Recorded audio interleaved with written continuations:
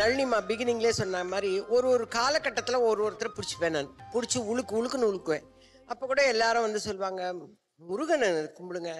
அப்போ நான் சொன்னேன், அவர் ரொம்ப சின்ன பையங்க.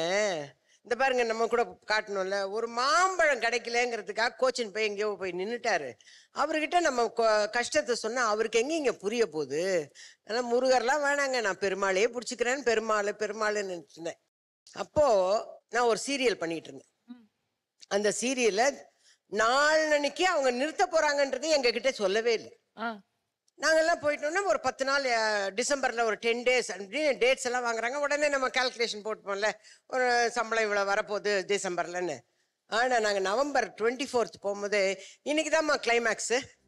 எனக்கு அழுக தாங்க முடியல. ஏன்னா நான் டிசம்பர்ல வந்து ஒரு 10 நாள் வேலை செய்ய போறேன் அப்படின்னு நம்ம ஒரு கமிட்மெண்ட்ல இருப்போம்ல, நமக்கு சம்பளம் வரப்போகுதுன்னு எல்லாம். இவங்க திடீர்னு ஊத்தி மூடிட்டாங்க.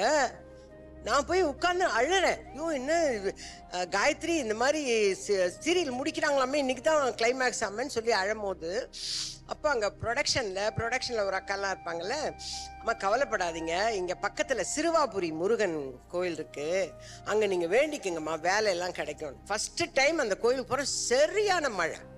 அது பாதையே தெரியாத அளவுக்கு இருக்கு. போய் இறங்கினேன். மழைங்கிறனால கூட்டம் இல்லை கோவில். உள்ள போய் நின்னம்மா. அலங்காரத்துல இருந்த முருகரை பார்த்தோன்னே வேல்முருகன் சொன்ன மாதிரி அழற.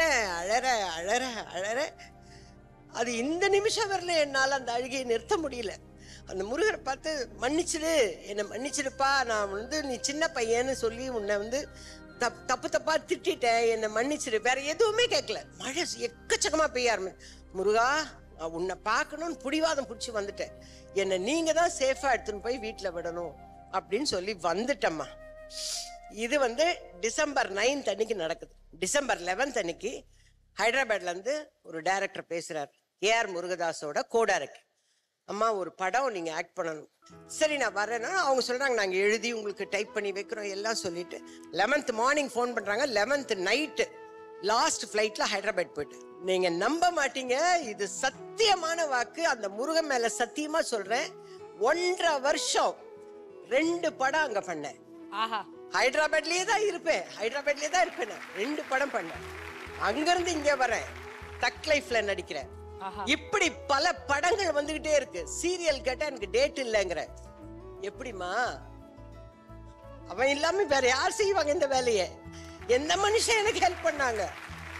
அவர்கிட்ட போய் சரணடைஞ்சிட்டா, நீதான் எனக்கு எல்லாரும் சரணடைஞ்சிட்டா, நம்பிக்கை வச்சா கண்டிப்பா அந்த முருகன் செய்வான். அதனாலதான் இந்த பாப்பா பாடும் போது என்னால தாங்க முடியல. அது கூப்பிடும் போது வராரு முருகர்ன்ற மாதிரி எனக்கு ஒரு ஃபீலிங் எனக்கு.